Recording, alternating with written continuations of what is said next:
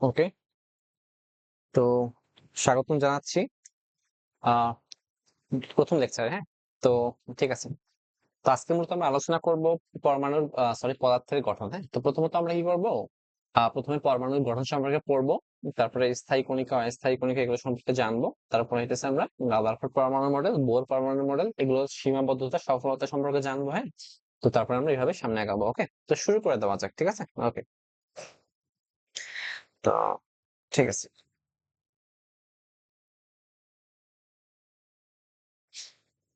একটু চেক করে নিয়ে।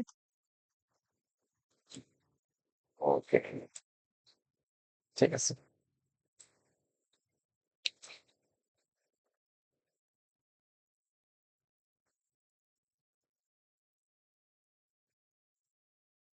দেখো, আচ্ছা, এটা হচ্ছে তোমার বিজ্ঞান এবং অনুসন্ধানী পাঠ। হ্যাঁ, এটা হচ্ছে বিজ্ঞান ও অনুসন্ধানী পাঠ।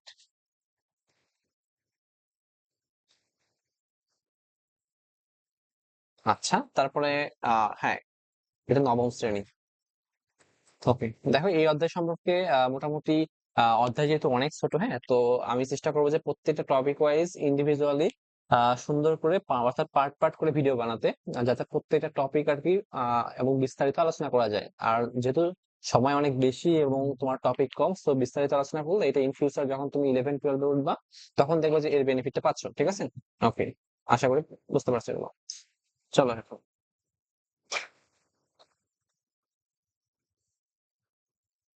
ওকে, দেখো একটা মৌল, তুমি কিভাবে ডিফাইন করবা।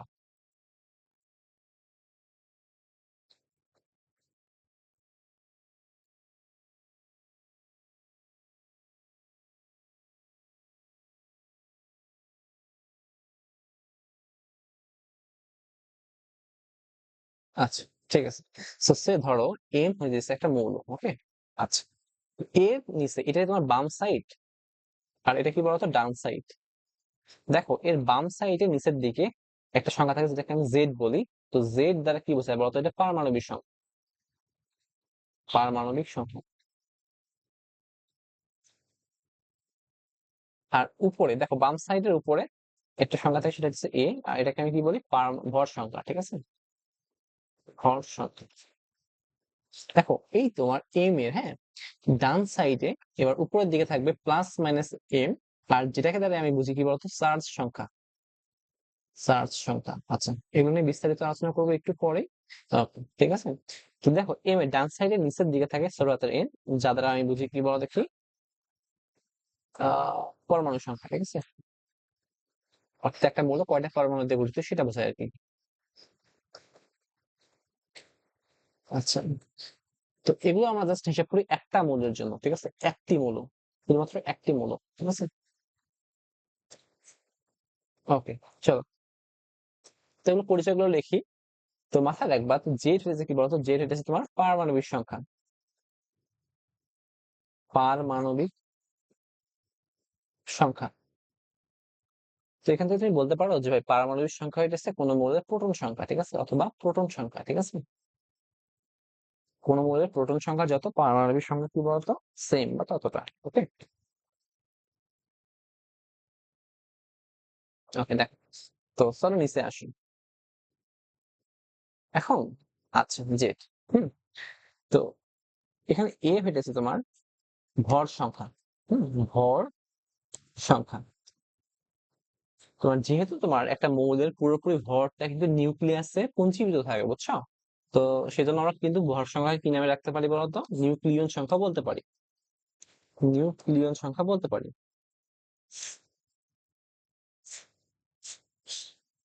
আচ্ছা, ঠিক আছে। তো মাথায় রাখবা ভর সংখ্যা এটা হচ্ছে তোমার প্রোটন সংখ্যা প্লাস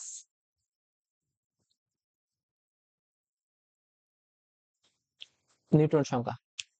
জাস্ট একটু মাথায় রাখবে এটা। এই দুটোর যোগফলকে আমি, আচ্ছা, তো প্রোটন সংখ্যাকে যদি আমি পি দ্বারা প্রকাশ করি এবং নিউট্রনকে আমি কি বলি বলতো, এন। হ্যাঁ, তো ভর সংখ্যা এ ইকুয়ালস টু কি আসে বলো দেখি, পি প্লাস এন। তো এখান থেকে তুমি অনায়াসে কিন্তু যে কোনো একটা সমীকরণ ইউজ করে, ইকুয়েশন ইউজ করে প্রোটন সংখ্যা বা নিউট্রন সংখ্যা বের করতে পারো। ঠিক আছে, ওকে, দেখো, তো এখানে এন হইতেছে তোমার কি বলতো, পরমাণু সংখ্যা। ঠিক আছে, সংখ্যা। তো দেখো এখানে ক্লোরিন Cl2, এখানে দেখো ক্লোরিন হচ্ছে প্রাকৃতিক গ্যাস। হ্যাঁ, দেখো প্রাকৃতিক গ্যাসগুলো সবসময় দ্বিপরমাণবিক হয়, তার মানে একটা মৌল ক্লোরিনের একটা মৌল কি করে বলো দেখি, দুইটা পরমাণুর সঙ্গে পরস্পর যুক্ত হয়ে একটা মৌল গঠন করে। ঠিক আছে, এটা একটু মাথায় রাখো। তো তারপরে দেখো এখানে কি আসে।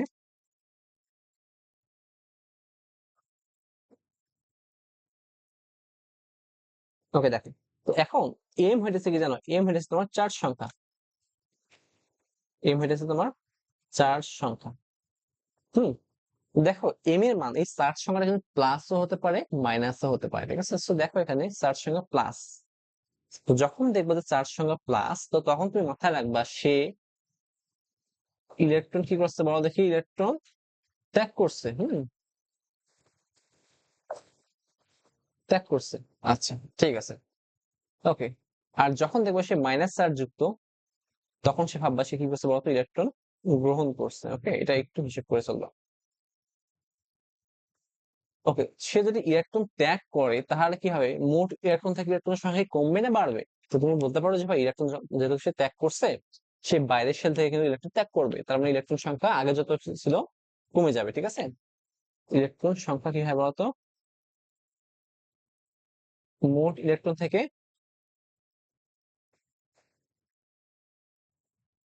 কমে যাবে। ঠিক আছে, আচ্ছা মোট ইলেকট্রন থেকে যদি কমে যায় তাহলে কতগুলো কমবে? তো মাথায় রাখবা, ধরো +2 চার্জ আছে বা +3 চার্জ আছে, তো মাথায় রাখবা চার্জ সংখ্যা ইকুয়ালস টু ত্যাগকৃত ইলেকট্রন সংখ্যা। ঠিক আছে, তো চার্জ সংখ্যা ইকুয়ালস টু ত্যাগকৃত ইলেকট্রন সংখ্যা, আর যতগুলো সে চার্জ সংখ্যা থাকবে ইলেকট্রন সেম পরিমাণ ত্যাগ করবে এবং ইলেকট্রন ততগুলো কমে যাবে, ইলেকট্রন ততগুলো কমে যাবে। ঠিক আছে,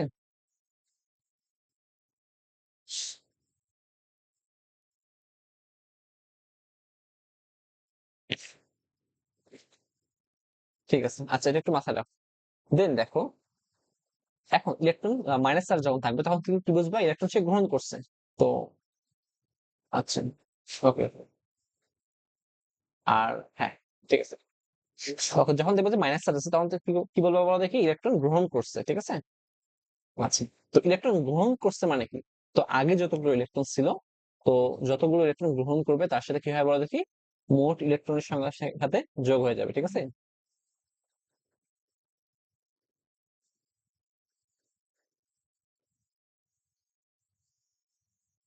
যোগ হবে। ঠিক আছে, এখন দেখো সেম ভাবে এখানে চার্জ সংখ্যা মাইনাস চার্জ সংখ্যা, হ্যাঁ, মাইনাস চার্জ সংখ্যা ইকুয়ালস টু কি বলতো, গ্রহণকৃত ইলেকট্রন সংখ্যা। এটা একটু হিসেব করে রাখবা।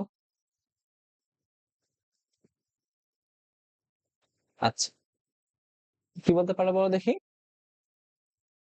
তাহলে ততগুলো ইলেকট্রন কি করবে, বাড়ে যাবে না, ইলেকট্রন কতগুলো বৃদ্ধি পাবে।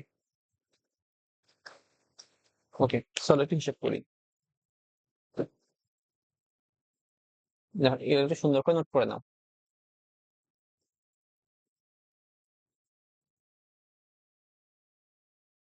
তো দেখো এখন একটা মৌল, তো আচ্ছা আগে বলি একটু রিমাইন্ডার দিই, হ্যাঁ। তো কোন মৌলের হিসাব করবা, কোন মৌলের হুম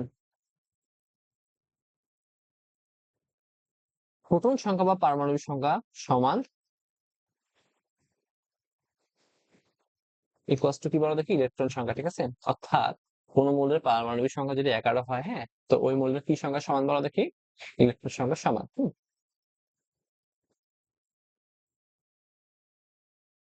ঠিক আছে, এটা একটু মাথায় রাখবো। দেখো সোডিয়াম, তো সোডিয়ামের প্রোটন সংখ্যা কত বলো দেখি, 11 না? তো এই ইলেকট্রন সংখ্যাটা বলো তো, এই ইলেকট্রন সংখ্যা হচ্ছে 11। ঠিক আছে, 11টি। তারপর দেখো ক্যালসিয়াম কত বলো, এটা 20। তো এর তোমার প্রোটন সংখ্যা কত, 20টা, তো ইলেকট্রন সংখ্যা কত হবে বলো দেখি, 20টা। ওকে, ঠিক আছে, আচ্ছা। এখন দেখো সোডিয়াম, আগে তোমার ইলেকট্রন কয়টা ছিল, 11টা ছিল না? তো যদি আমি সোডিয়ামের উপরে একটা প্লাস চার্জ দিই, তার মানে সে কয়টা প্লাস চার্জ যুক্ত হয়েছে বলো দেখি, একটা প্লাস চার্জ যুক্ত হয়েছে। তার মানে সে ইলেকট্রন গ্রহণ করছে না ইলেকট্রন ত্যাগ করছে? তো তুমি বলবা যে ভাই একটু আগে আপনি বললেন যে ইলেকট্রন যখন তোমার প্লাস চার্জ যুক্ত হবে তখন সে কি করে বলো দেখি, ইলেকট্রন ত্যাগ করবে। তো কয়টা ইলেকট্রন ত্যাগ করছে বলো দেখি, একটা ইলেকট্রন ত্যাগ করছে। ওকে, তো আগে ইলেকট্রন ছিল 11টা, ত্যাগ করছে কয়টা বলো দেখি? একটা, তার মানে বিয়োগ হয়ে যাবে একটা। তো এখন ইলেকট্রন আছে কোথায় বলো দেখি? 10টা। ঠিক আছে?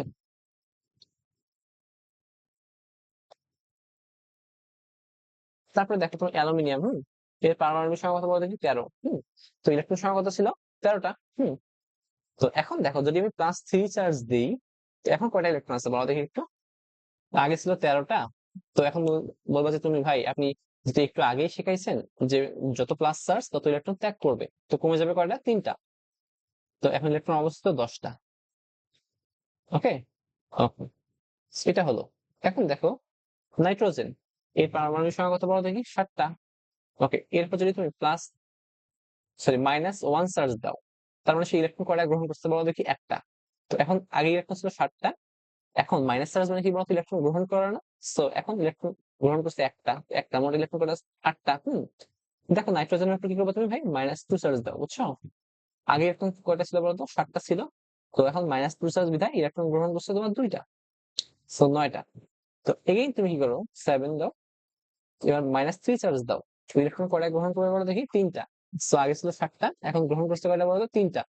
সো 7 3 10টা। ঠিক আছে? ওকে, তো এইভাবে হিসাব করতে হয়। যখন তোমার প্লাস চার্জ থাকবে তখন ইলেকট্রন কি করতে হবে বলো দেখি? মোট ইলেকট্রন থেকে বিয়োগ করতে হয়। আর যখন তোমার মাইনাস চার্জ থাকবে তখন মোট ইলেকট্রন থেকে যোগ করতে হয়। তো একটু হিসাব করে রাখবা, ঠিক আছে?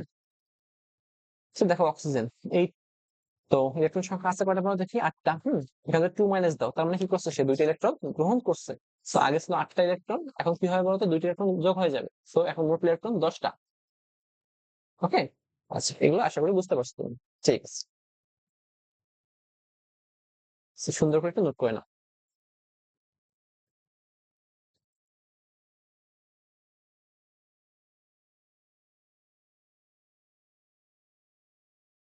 ওকে, চলো একটা এক্সাম্পল দিই। দেখো একটা মৌল, সোডিয়াম 11 23, ওকে, প্লাস বলতে কি বোঝাও? আচ্ছা, কোশ্চেন দেয় এরকম যে বলতে কি বুঝছো তুমি? দেখো, তো এর মানে কি বলতো? মৌলটা কি বলতো? সোডিয়াম মৌল। আচ্ছা, তো এর পারমাণবিক সংখ্যা কত বলো দেখি?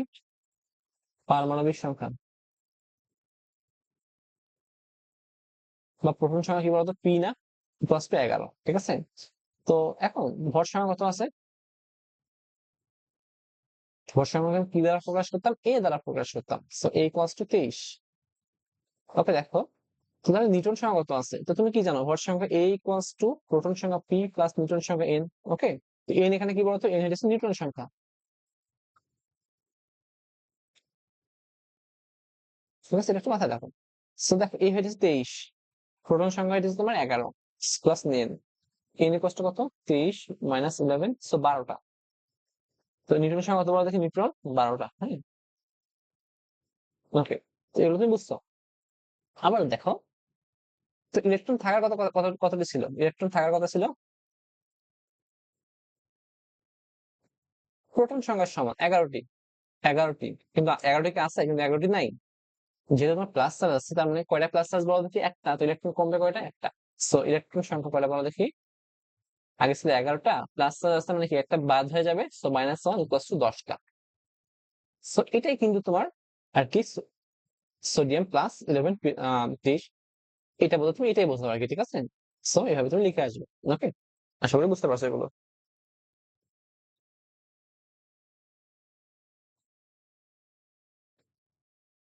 ওকে, দেখো পরবর্তী কোশ্চেন। অ্যালুমিনিয়াম, এটা হচ্ছে তোমার 13, এটা হচ্ছে 27, এটা 3+। বলতে কি বোঝো? এগুলো আসে, হ্যাঁ।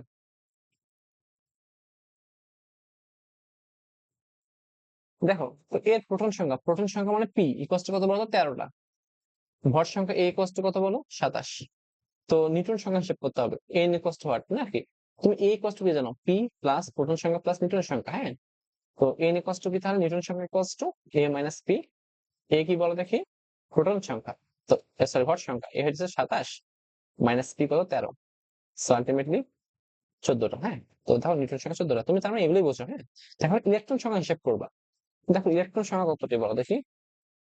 দেখো, তুমি কি জানো? প্রোটন সংখ্যা আর ইলেকট্রন সংখ্যা সেম। তো দেখো আছে কয়টা এখানে? আছে, এটা হচ্ছে তোমার 13টা। থাকার কথা কয়টা ছিল? 13টা। তুমি দেখো এখানে কন্ডিশন আছে, সেখানে 3+ চার্জ আছে, তার মানে তুমি কি বলবা ভাই এখানে 3টা ইলেকট্রন ত্যাগ করছে, তো এই 3টা ইলেকট্রন কি হবে, কমে যাবে। সো 10টা। ওকে, তুমি এটাই লিখবা। ওকে, ঠিক আছে।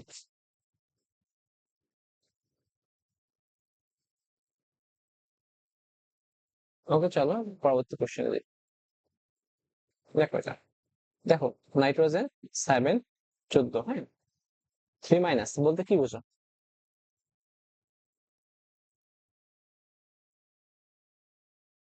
ওকে দেখো, তো এখানে কি বোঝাইতেছে তোমার, প্রোটন সংখ্যা কত বলো দেখি, 7টা। ভর সংখ্যা তোমার 14। হুম। এখানে দেখো নিউট্রন সংখ্যা কয়টা, তো নিউট্রন সংখ্যা ইকুয়ালস টু কি হয়, A - P না? 14 - 7, সো 7টা। ইলেকট্রন সংখ্যা কয়টা দেখো একটু, আগে ইলেকট্রন সংখ্যা ছিল 7টা, এখন দেখো মাইনাস চার্জ আছে এখানে, মাইনাস চার্জ মানে কি বলতো, ইলেকট্রন যুক্ত হয়েছে বা গ্রহণ করছে, সো +3, 10টা। ঠিক আছে, আশা করি এটা বুঝতে পারছো।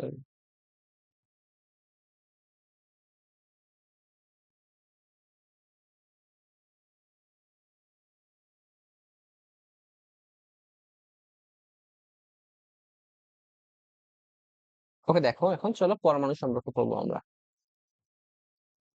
দেখো পরমাণু,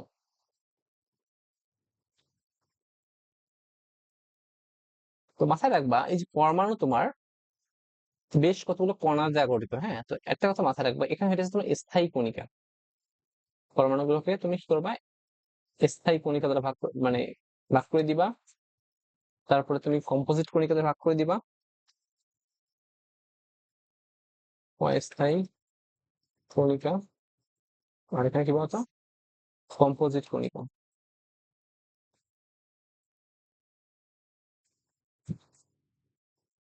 আচ্ছা, ঠিক আছে। দেখো একটা পরমাণু কিন্তু মোটামুটি কম্পোজিট কণিকা, স্থায়ী কণিকা এবং অস্থায়ী কণিকা দ্বারা গঠিত। তো এখন হিসাব করবা স্থায়ী কণিকা কাকে বলা হয়। তো স্থায়ী কণিকা তুমি তাদেরকেই বলবা, হ্যাঁ, যারা পরমাণু মাঝখানে সবসময় বিরাজ করে, ঠিক আছে। যারা বা যে সমস্ত কণিকা পরমাণুতে সর্বদা বিরাজ করে,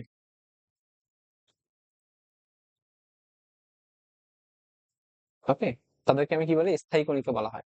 আর অস্থায়ী কণিকা গুলো কাদেরকে বলা হয়, তো যারা জাস্ট কিছু একটা সময়ের জন্য অবস্থান করে, ঠিক আছে, যারা পরমাণু মাঝে কিছু সময়ের জন্য,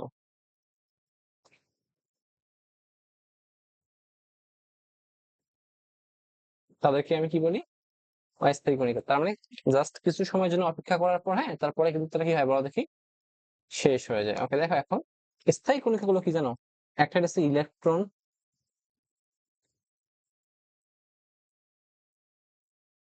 দুই হচ্ছে তোমার প্রোটন, আর তিন হচ্ছে তোমার নিউট্রন, এটা একটু মাথায় রাখবা। তার মাঝে দেখো ইলেকট্রন কি করে, প্রথমত প্রোটন এবং নিউট্রন নিউক্লিয়াসে অবস্থান করে, এরা কি করে বলো দেখি, নিউক্লিয়াসে অবস্থিত, নিউক্লিয়াস বা কেন্দ্রে অবস্থিত, ঠিক আছে, কেন্দ্রে। হুম। আর ইলেকট্রন কি করে বলতো, নিউক্লিয়াস কেন্দ্র করে ঘোরে আছে, একটু পরে আমি এগুলো সুন্দর করে বলবো না।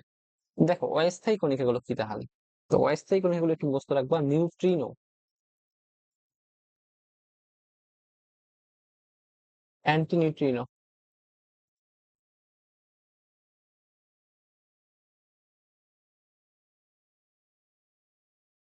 মেসন, তারপরে এটা তোমার পাইওন, হ্যাঁ। আর অনেকগুলো আছে, জাস্ট এগুলো মাথায় রাখবা, হ্যাঁ।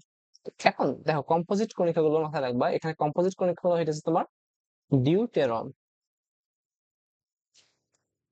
আর হইতেছে আলফা কণা, আলফা কণিকা, ঠিক আছে। ওকে, ঠিক আছে। চলো এই চার্টটা যদি একটু মুখস্থ করতে পারো, তাহলে তোমার এটা আর কি ইন ফিউচার ভালো হয় আর কি, হ্যাঁ। ঠিক আছে।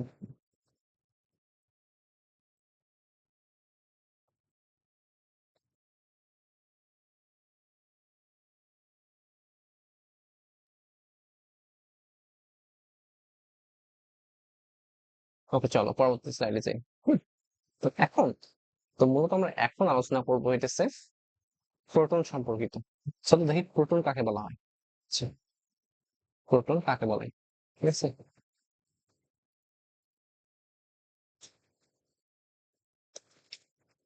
ওকে, প্রোটন, তো এখানে সংজ্ঞাটা এরকম, হ্যাঁ, হাইড্রোজেন নিউক্লিয়াসকে কি বলা হয় বলো দেখি? প্রোটন বলা হয়।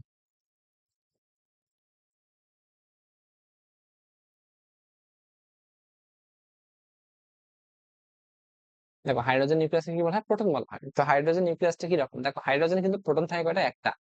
আচ্ছা, ইলেকট্রন থাকে একটা, ঠিক আছে? আচ্ছা, ঠিক আছে। সো এটা প্লাস চার্জ, প্রোটন একটা থাকে, হ্যাঁ, এর বাইরে সেটা কি করে বলো দেখি? একটা ইলেকট্রন এদেরকে কেন্দ্র করে ঘোরে। ঠিক আছে। এখন তুমি যদি জাস্ট নিউক্লিয়াস পাইতে চাও, আচ্ছা এটাকে কি বলা হয় বলতো? কেন্দ্র অথবা বা নিউক্লিয়াস, হ্যাঁ। আর এটা কি বলতো? বাইরের শেল, হ্যাঁ, বাইরের শেল। তো দেখো তুমি যদি কোনোভাবে শুধু নিউক্লিয়াস পাইতে চাও, তার মানে তোমাকে এই বাইরের শেলটা কি করতে হবে বলতো? আউট করে দিতে হবে না? আচ্ছা দেখো বাইরের শেলে কিন্তু একটা ইলেকট্রন ঘুরতেছে। তো তুমি যদি কি করতে চাও, বা শুধুমাত্র নিউক্লিয়াস পাইতে চাও, তোমাকে এই ইলেকট্রনটা কি করতে হবে বলো দেখি? এখান থেকে সরিয়ে ফেলতে হবে, ঠিক আছে? ইলেকট্রনকে সরাতে হবে, ঠিক আছে? তো দেখো তুমি হাইড্রোজেন ইলেকট্রন আছে কয়টা বলো দেখি? একটা, হ্যাঁ। এখান থেকে তুমি একটা কাজ করো, একটা ইলেকট্রনকে সরাও। আছে একটা ইলেকট্রন, ওখান থেকে একটা ইলেকট্রন বিয়োগ করে দেওয়া মানে সরাইছো। তখন কি হয় বলো দেখি? ইলেকট্রন কি থাকবে? আর ইলেকট্রন থাকবে না, শুধুমাত্র কি থাকবে বলো? জাস্ট প্রোটনটা পড়ে থাকবে, ঠিক আছে? এখানে প্রোটনটা জাস্ট অবশিষ্ট থাকবে। তখন কি হবে? এইচ প্লাস গঠিত হবে। এখানে দেখো এই এইচ প্লাস কে আমি কি বলি? প্রোটন বলি।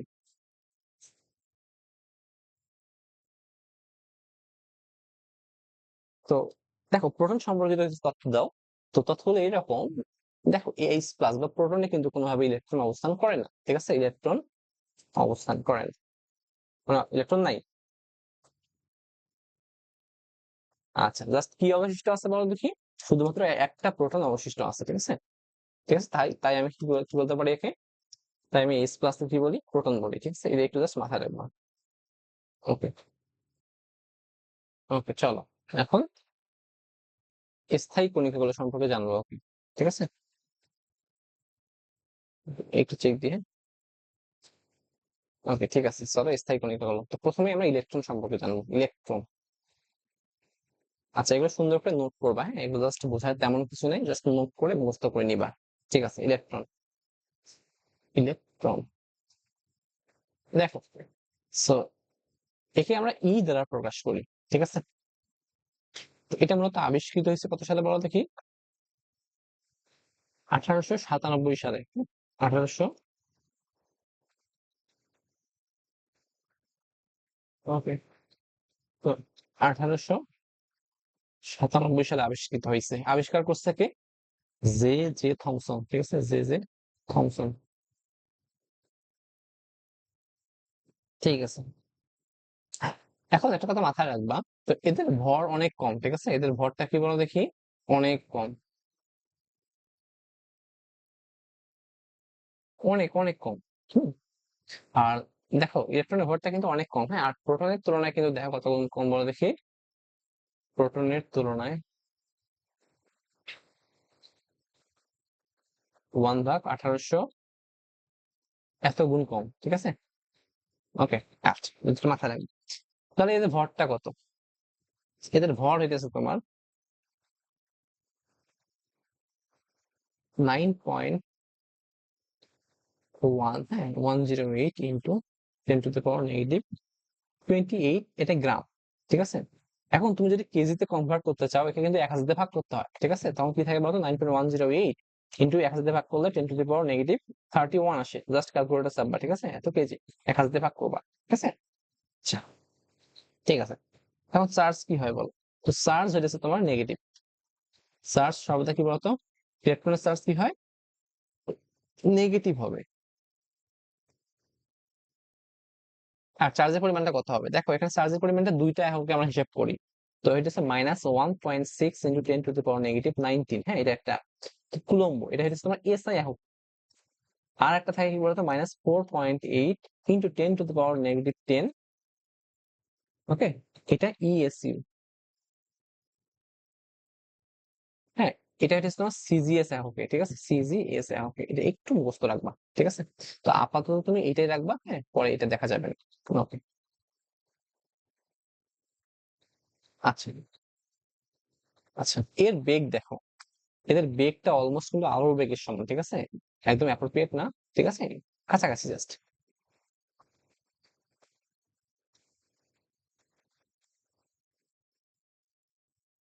ওকে, তো এদের আপেক্ষিক চার্জ কত বলতো? তো এটা আপেক্ষিক চার্জ হইতেছে -1, ঠিক আছে? এগুলো জাস্ট মনে রাখবা, ঠিক আছে? এই ডাটাগুলো একটু সুন্দর করে লিখে নিয়ে মনে রাখবা। ওকে, দেখো এগেইন বলি, 1897 সালে বিজ্ঞানী জে জে থমসন আবিষ্কার করে, হ্যাঁ, এদের ভর অনেক কম, প্রোটনের তুলনায় কিন্তু 1840 গুণ কম, ঠিক আছে? তো তারপর কি হয়েছে, এদের ভর হইতেছে 9.1 × 10⁻28, এটা হচ্ছে গ্রামে। যখন তুমি কেজিতে নিবা তখন কিন্তু 1000 দিয়ে ভাগ করতে হবে। আচ্ছা, চার্জ হইতেছে তোমার সিজিএস এককে একটা, আর এসআই এককে আরেকটা, ঠিক আছে? এটা একটু মাথায় রাখেন, একটু সুন্দর করে নোটটা করে নাও। আচ্ছা, এখন দেখো ইলেকট্রন কোথায় থাকে বলো দেখি পরমাণুর? তো মাথায় রাখবা, ইলেকট্রন সবসময় পরমাণুর বাইরে অবস্থান করে। ইলেকট্রন পরমাণুর বাইরে অবস্থান করে, সরি, পরমাণুর কেন্দ্রের বাইরে বা নিউক্লিয়াসের বাইরে। পরমাণু নিউক্লিয়াসের বাইরে অবস্থান করে, নিউক্লিয়াসের বাইরে কি করে অবস্থান করে, ঠিক আছে? এবং কি করে নিউক্লিয়াসকে কেন্দ্র করে ঘোরে, এটা একটু মাথায় রাখবা। ওকে, ঠিক আছে।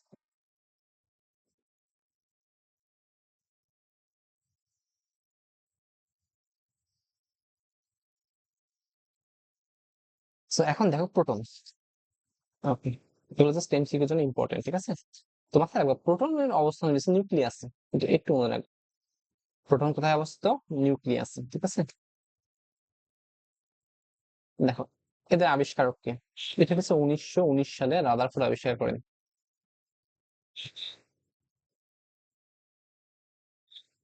ওকে, তো দেখো এটা কি বলো দেখি, পজিটিভ চার্জ যুক্ত।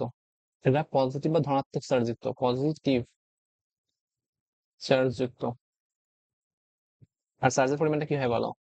ইলেকট্রনের চার্জের সমান কিন্তু বিপরীত, জাস্ট 1.6, আগে ছিল মাইনাস, এখন কি হয় প্লাস, ইন্টু 10⁻⁻19 কুলম্ব। এটা কোন এককে বলতো? এসআই এককে, ঠিক আছে?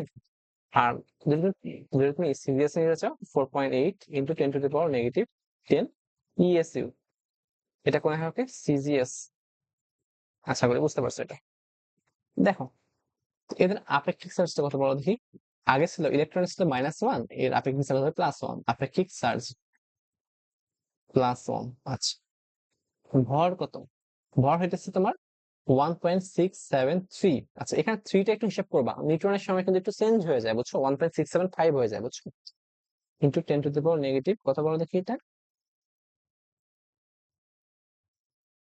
24 গ্রাম। যদি কেজিতে নিতে চাও 1000 দিয়ে ভাগ করো, 27 কেজি। আচ্ছা, আশা করি তুমি বুঝতে পারছো এটা। আচ্ছা, তো দেখো একটু আগেই পড়লা এইচ প্লাস কে কি বলা হয় বলো দেখি? প্রোটন বলা হয়, কারণ কি এইচ প্লাস এর মাঝে শুধুমাত্র প্রোটনটাই অবশিষ্ট থাকে, হ্যাঁ, নিউট্রন বা ইলেকট্রন থাকে না।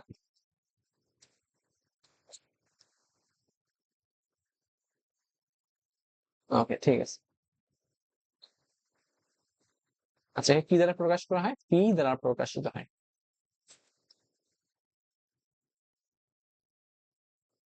ঠিক আছে, এটা একটু মাথায় রাখো। ওকে, ঠিক আছে, চলো এখন নিউট্রন সম্পর্কে জানি। নিউট্রন, একে তোমার এন দ্বারা প্রকাশ করা হয়, আর অবস্থান কোথায় বলো দেখি এটা? নিউক্লিয়াসে বা পরমাণু কেন্দ্রে অবস্থিত, নিউক্লিয়াসে অবস্থিত, ঠিক আছে? তা আবিষ্কৃত হয় কত সালে এটা? মাথায় রাখবা, 1932 সালে আবিষ্কৃত হয়, আবিষ্কার করেন চ্যাডউইক, ঠিক আছে? মাথায় রাখবা হাইড্রোজেন, হ্যাঁ, হাইড্রোজেনে কি তোমার প্রোটন আছে? হাইড্রোজেনের প্রোটন আছে কিন্তু তোমার নিউট্রন নাই। নিউট্রন নাই, কেমন করে নাই চলো দেখো। হাইড্রোজেন কত বড় দেখি? পারমাণবিক সংখ্যা 1, ভর সংখ্যা 1, ঠিক আছে? তো নিউট্রন সংখ্যা কত বড় দেখি? ভর সংখ্যা মাইনাস প্রোটন, নিউট্রন সংখ্যা, নিউট্রন, ভর সংখ্যা কত? 1 - 1, সো 0। সো দেখো হাইড্রোজেনের নিউট্রন সংখ্যা নাই। আচ্ছা, দেখো এর ভর কত?